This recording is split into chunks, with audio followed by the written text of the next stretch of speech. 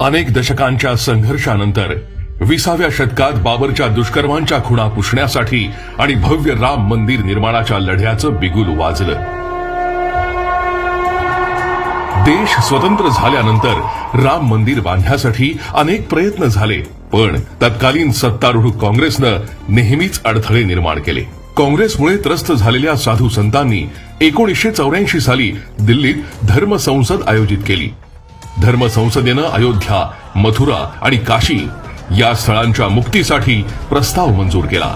25 September 1984 रोजी सीता मातेचं जन्मस्थान असलेल्या सीतामढी येथून श्रीराम जानकी रथयात्रा सुरू झाली, ज्यामुळे लोकांमध्ये त्यांच्या आराध्य दैवताबद्दल अधिक भावना निर्माण झाल्या. ऑक्टोबर 1985 मध्ये कर्नाटकात झालेल्या दुसऱ्या धर्मसंसदेत संतांनी काँग्रेस सरकारला थेट इशाराच दिला होता. 1 फेब्रुवारी 1986 रोजी फैजाबाद न्यायालयानं काँग्रेस सरकारची मनमानी थांबवत राम जन्मभूमीचं कुलूप उघडण्याचे आदेश दिले.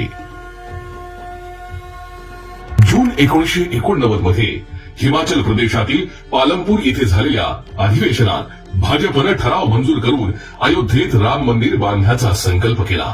त्यानंतर 1990 मध्ये भाजपनं सोमनाथ ते अयोध्या अशी रथयात्रा काढली.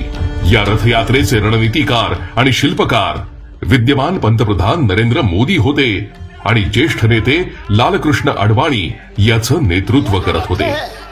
लोकरथ है, जनता का रथ है, जो सोमनाथ से चला है और जिसने मन में संकल्प किया हुआ है कि 30 अक्टूबर को वहां पर पहुंच करके कार सेवा करेंगे और मंदिर वहीं बनाएंगे, उसको कौन रोकेगा?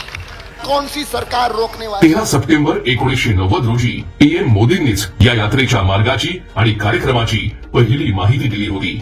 23 ऑक्टोबरला बिहारच्या समस्तीपूरमध्ये राम भक्तांची रथयात्रा रोखण्यात आली. स्थगित करके वो दिल्ली वापस चले जाएं. आणि लालू प्रसाद यादव यांनी लालकृष्ण अडवाणी यांना अटक केली. आणि 30 ऑक्टोबरला राम भक्तांसोबत असं काही घडलं ज्यामुळे माणुसकीला काळीमा फासला गेला.